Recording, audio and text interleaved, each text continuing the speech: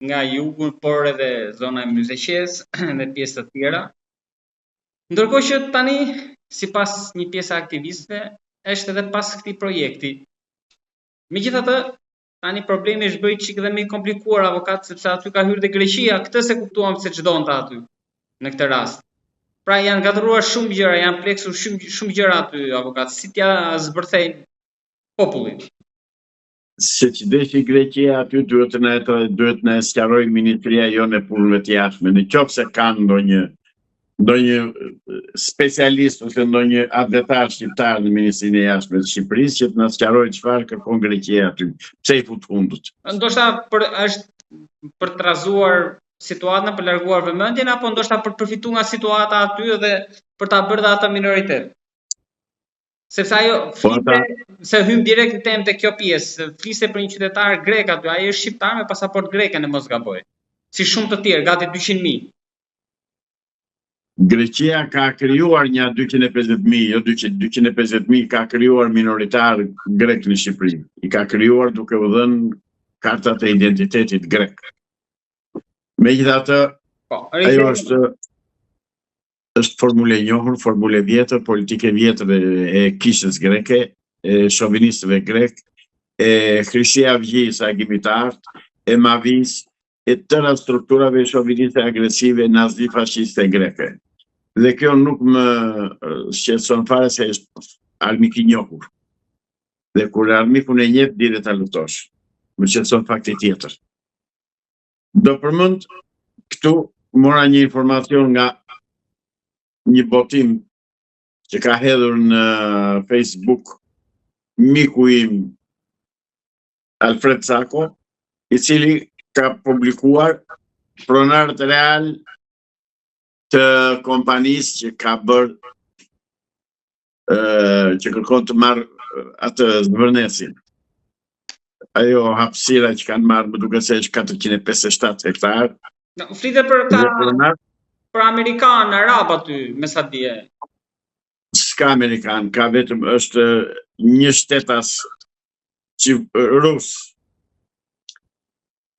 Një qifut rus i quajtur Nikita Vinogradov, i datlindjes 1991, dhe është dhe një shtetase bulgare, dhe kjo qifute Zoja Georgieva, Gjurova, e datlindjes 1988.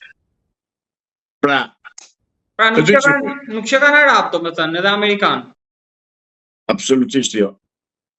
Janë qifut. Dhe politikën dhe atë strategjinë e qifutve tani ne e njohim qartësisht, e dim si veprojnë, e dim si punojnë dhe si marrin ato që duan. Kanë futur një shtetas holandez dhe një bulgare, për të humur çdo lloj gjurme dhe për të mos kërkuar Izraelin, mos dalë Izraeli. Dhe politika dhe taktika e tyre cila është, në momentin që ata do bëhen pronar të zbërnesit, automatikisht do sjellin kolon që fut atë se si ndalon do kurkush sepse bëhet pronë tyre. Pra, rreziku është imediat dhe shumë i madh. Shumë i madh. Jemi në një situatë që sot më keq se kurrë që jemi të rrezikuar nga të gjithë uqrit, hjenat, gjarprinjt, përbindëshat, bishat e vërsullura kundër Shqipërisë. Pra janë bërë në një kohë sërbët, grekët, qifutët e Amerikës, grekët e Amerikës, miqtë e ati Sali Berishës. Se kemi gjuar fare të flasë në mos gaboj avokat. Gjeqe pushim, po është ta mos fletësot. Kush? Po Berisha, me që e përmend. Por nuk do flasë Berisha. Nuk ka për të folur Berisha, Berisha është qitur për vete.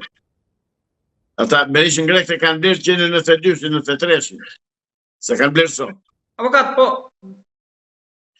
ta kapim një tjetër kënd vështrim që ose ju mbrejoni. Mos ndoshta, po ju bjem qaf kot, mos është ndoshta një projekt tokë, siç thotë qeveria private, erdhën, investuan si në shumë raste të tjera. Në këtë rast, mos janë të nxitura protestat. Pra, për të menduar edhe ndryshe, nuk po them që kjo mund të jetë e vërteta. Nuk po them që Është publikuar. Dakor, do ta shikojmë edhe nga ky këndvështrim që thoni juve. Atëherë, që të sqarohet opinioni publik, të na thonë si ishte marrëveshja, çfarë kanë blerë? Kanë blerë truallin apo kanë marrë licencën për të ndërtuar në truall shqiptar? Se janë dy gjëra krejtësisht të ndryshme nga njëra tjetra. Nëse blen truallin, është tradhti kombëtare.